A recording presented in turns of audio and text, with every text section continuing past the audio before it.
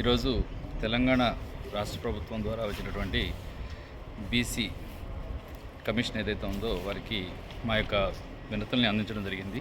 తెలంగాణ రాష్ట్ర ముస్లిం నూర్బాష్ దుదేకుల వృత్తి సంక్షేమ సంఘం ఆధ్వర్యంలో జాతీయ ఇన్ఛార్జ్ షేక్ షకీనా గారు, అదేవిధంగా రాష్ట్ర అధ్యక్షుడైనటువంటి షేక్ సిద్దా సాహిబ్, రాష్ట్ర ట్రెజరర్ షేక్ ఉస్మాన్, అదేవిధంగా ఖమ్మం జిల్లా అధ్యక్షుడు షేక్ యాకూబ్ బాబా, అదేవిధంగా ఖమ్మం జిల్లా జనరల్ సెక్రటరీ షేక్ రంజాన్ అలీ గారు తదితరుల యొక్క ఆధ్వర్యంలో ఈరోజు దూదేకుల సంఘీయులు ఎదుర్కొంటున్నటువంటి ప్రధాన సమస్యల్ని వారి దృష్టికి తీసుకురావడం జరిగింది.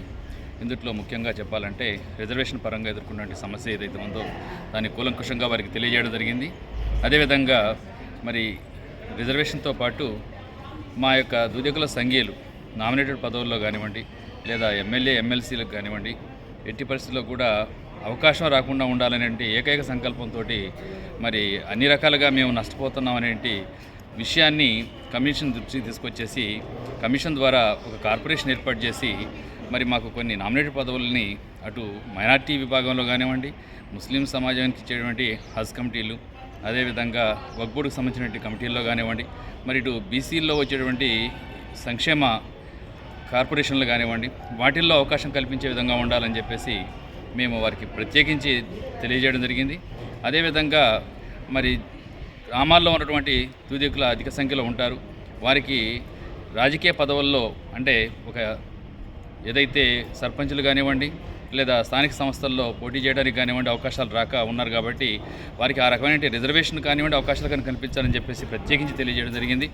దాంతోపాటు మరి మేము ఈ మధ్యకాలంలో ఎదుర్కొన్నటువంటి సమస్య ఒక అట్రాసిటీ.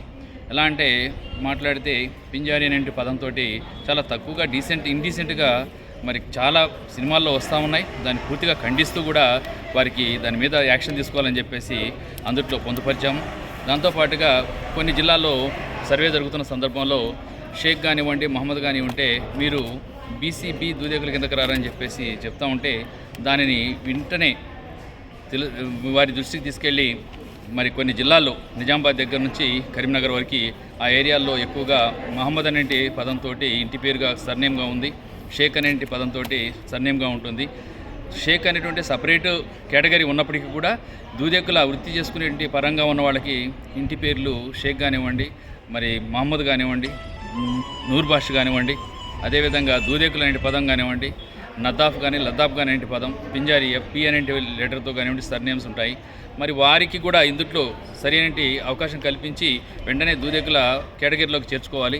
ఎందుకంటే ఇప్పటికే మా దూదేకుల సమాజంలో ఉన్నటువంటి జనాభాని చాలా తక్కువ సంఖ్యలో చూపిస్తున్నటువంటి గవర్నమెంట్స్ ఏవైతే ఉన్నాయో అవన్నీ చూపించి మరి మొత్తం ఓల్గా మొత్తం మైనార్టీ సంఘంగా చూపించి లేదా మైనార్టీ సభ్యులుగా చూపించి ఈ సమాజానికి వచ్చేటువంటి అన్ని రకాలైనటువంటి అవకాశాలని రాజకీయ అవకాశాలు కావచ్చు, లేదా మరి పెద్ద పెద్ద పదవులు ఎమ్మెల్సీ కానివ్వండి, మినిస్టర్ కానివ్వండి, అటువంటి వాటి అన్నిటి కూడా అప్పర్ కాస్ట్ మా మైనార్టీ సోదరులకే వెళ్తూ ఉన్నాయి.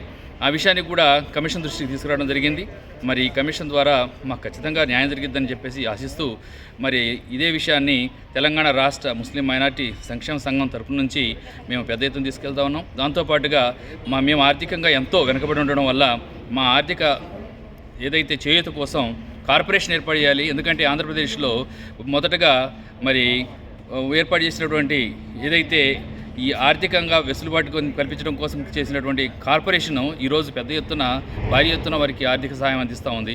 కానీ తెలంగాణ రాష్ట్రంలో కనీసం ఇంతవరకు కూడా ఒక ఫెడరేషన్ కానివ్వండి, లేదా కార్పొరేషన్ కానివ్వండి ఇవ్వాలనే ఒక ఆలోచన కానీ ఆసక్తి కానీ ఏ ప్రభుత్వాలు చేయడం లేదు. కాబట్టి దీన్ని మేము పూర్తి స్థాయిలో నిరసిస్తూ మా యొక్క సంఘీయులందరూ కూడా చాలా నిరాశ నిస్పృహల్లో ఉన్నారు.